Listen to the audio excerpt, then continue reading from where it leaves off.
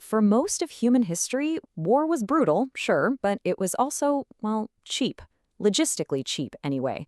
But then this one invention comes along, and it doesn't just make war deadlier, it makes it insanely expensive. And what we're going to unpack today is how gunpowder didn't just blow up castles, it actually built the financial and political world we're all living in right now. All right, just look at this contrast. It's night and day. Before gunpowder, warfare had these natural breaks on it. It was local, it stopped for the harvest season, armies were temporary, it ran on loyalty, not cash. But after gunpowder, whoa, everything flipped. War becomes this massive, permanent, industrial thing. It's wildly expensive, and there's no built-in off switch. And that right there, that creates the central problem for every state from then on. How in the world do you pay for a war that never, ever stopped? So here's how we're going to break it all down. First, we'll look at that old world when war was cheap. Then we'll see how gunpowder just completely shattered that system. We'll get into the new, crazy costs of war, and then, this is the really interesting part, how states got creative to finance the whole thing. We'll even talk about an invisible tax. And finally, we'll connect it all to the world we see today. All right, let's jump in. Picture this. Pre-gunpowder world. A time when war wasn't really limited by peace treaties or international law, but by something much more basic, the seasons, the harvest, just the simple rhythm of everyday life. It's kind of fascinating when you think about it, because the whole system was basically self-regulating, right? You've got peasants who are called up to fight, but they have to go home to bring in the harvest. You've got these powerful knights, but they're on the hook for their own super expensive armor and horses. So a king couldn't just decide to wage war indefinitely. Why? Because his army would literally just go home. The whole setup, based on personal loyalty and duty, had restraint baked right into it. And then, gunpowder shows up in Europe. And at first, nobody's really impressed. I mean, it was clunky, it was unreliable. The knights and the old guard probably just saw it as this loud, messy toy. They figured it was just a curiosity. What they completely missed was that this toy was about to change, well, everything. And this right here, this quote absolutely nails it. See, the common story we all hear is that gunpowder made knights in shining armor obsolete, and sure, it did, but that's not the real revolution. The real game-changing impact was that it completely obliterated the entire economic system of war. It killed cheap war, and overnight, conflict became something that was just astronomically expensive. So you're probably asking, how did it get so pricey all of a sudden? Well, gunpowder basically turned violence into an industry. And that created huge, brand new costs on both sides of the battlefield, for attacking and for defending. Okay, so think about it. On defense, you've got these massive stone castles. Some had been standing for centuries. And now, a few cannons could turn them into rubble. So you had to build totally new kinds of fortifications, thicker, angled walls, which meant engineers, materials, a huge expense for the state. And then on offense, yeah, it's way faster to train a guy with a musket than a lifelong knight. But you need thousands of muskets and tons of gunpowder and a constant supply chain to keep it all going. War stopped being about what a single soldier could carry. It became about what an entire nation's economy could produce and ship to the front line. And this just fundamentally changes what it means to win a war. Bravery? Skill? I mean, yeah, those things still mattered, of course they did, but they suddenly took a backseat to something else. Money. Pure financial endurance. The winner was no longer the bravest army, but the one whose government could keep paying the bills the longest. The political fallout from this was massive.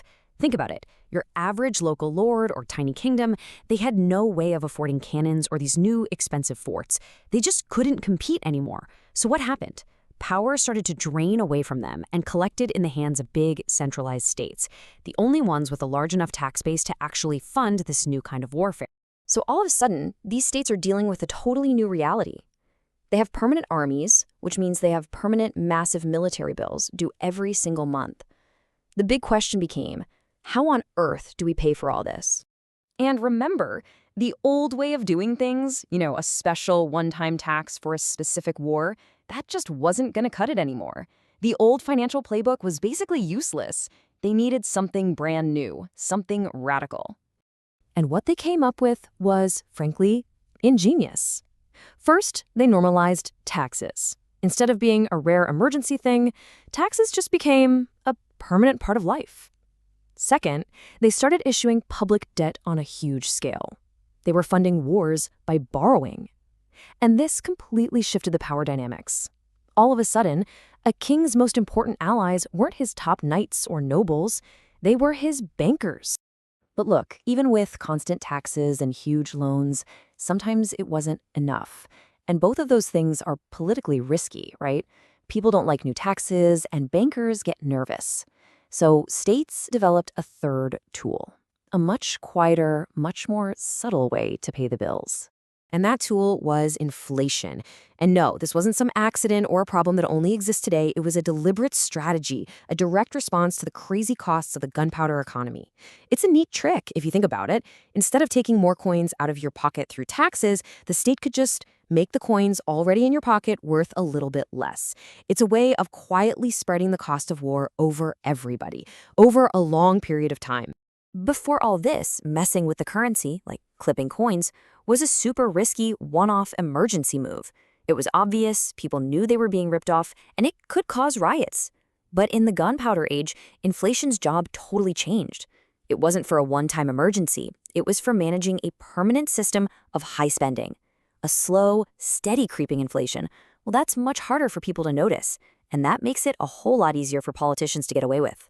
And here is the really clever, almost sneaky part. Inflation also helped solve that other big problem, all that massive debt they were taking on. How? Well, by slowly making the currency worth less over time, governments could pay back those huge loans with money that was, well, less valuable than the money they originally borrowed. So on paper, the debt is paid, but in reality, the value they're paying back is lower. The cost just kind of vanishes into thin air, spread across the whole economy. So let's bring this all home, because the legacy of this whole revolution is, well, it's everywhere. These financial tools, taxes, debt, inflation, they weren't dreamed up in a classroom. They were invented out of sheer necessity hundreds of years ago to pay for guns and cannons. And today, they are the absolute bedrock of the modern world. I mean, just think about the basic building blocks of any modern country you can name. Permanent professional armies, constant taxation, a national debt, a powerful central government. These things didn't come from some philosopher's grand theory. They were all very practical, very direct solutions to one single gigantic problem. How do you pay for gunpowder? And that basic math, that fundamental logic, has never gone away. Not really. It doesn't matter if we're talking about muskets, or aircraft carriers, or even cyber warfare. At the end of the day, conflict is still a financial stress test. The real limit on power isn't how many soldiers you have, it's how big your budget is and how long you can afford to keep fighting. The principle is identical, it's just the numbers that have gotten bigger. Which leaves us with a pretty big question, doesn't it? This whole system, tax, debt, inflation, it was all built to solve a technology problem. It built a permanent financial bridge to pay for a new kind of power. But once that bridge is built, once the entire modern state is designed to stand on it, can you ever really dismantle it? Or is it just part of the world now?